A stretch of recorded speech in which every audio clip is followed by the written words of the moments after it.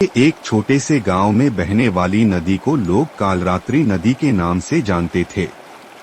इस नदी से जुड़े कई खौफनाक किस्से गांव में मशहूर थे। दिन में यह नदी शांत लगती, लेकिन रात को वहां कुछ अजीबोगरीब घटनाएं होती थीं। राजू गांव का एक मेहनती किसान था। उसका खेत नदी के पास था। राजू इन कहानियों को सिर्फ अफवाह मानता था। दिन राजू देर रात तक खेत में काम कर रहा था।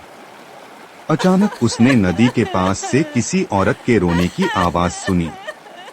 वह चौंका, लेकिन इसे अपनी थकान का असर मानकर अनसुना कर दिया।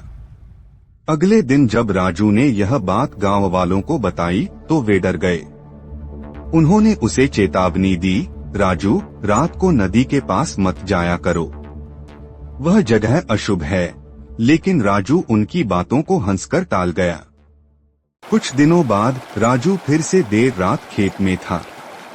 अचानक उसे किसी बच्चे के हंसने की आवाज सुनाई दी। उसने इधर उधर देखा, लेकिन कोई नहीं था।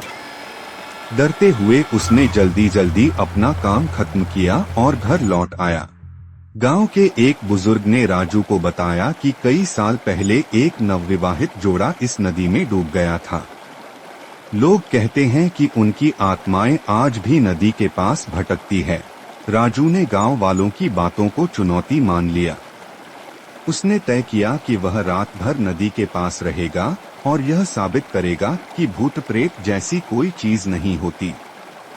उस रात राजू नदी के पास बैठा था। चारों तरफ सन्नाटा था। हवा में अजीब सी ठंडक थी। अचानक उसे पानी में हलचल होती दिखी। राजू ने देखा कि नदी में एक सफेद साड़ी पहने औरत खड़ी थी। उसकी पीठ राजू की तरफ थी। राजू ने हिम्मत करके पूछा, तुम कौन हो?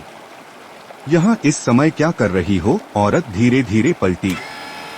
उसका चेहरा जल चुका था और उसकी आंखें खून की तरह लाल थीं। उसने चीखते हुए कहा, तुमने मेरी शांति भंग की है, अब तुम बच नहीं सकते।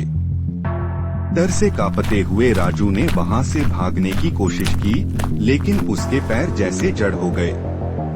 औरत हवा में तैरते हुए उसका पीछा करने लगी। आखिरकार राजू चीखते चीखते बेहोश हो गया।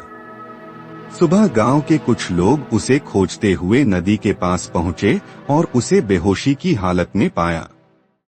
होश में आने के बाद राजू ने गांव वालों को पूरी घटना सुनाई।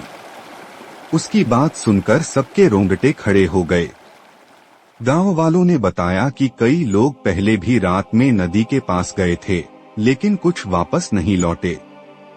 यह नदी अब भी उन भटकती आत्माओं की कैद में थी।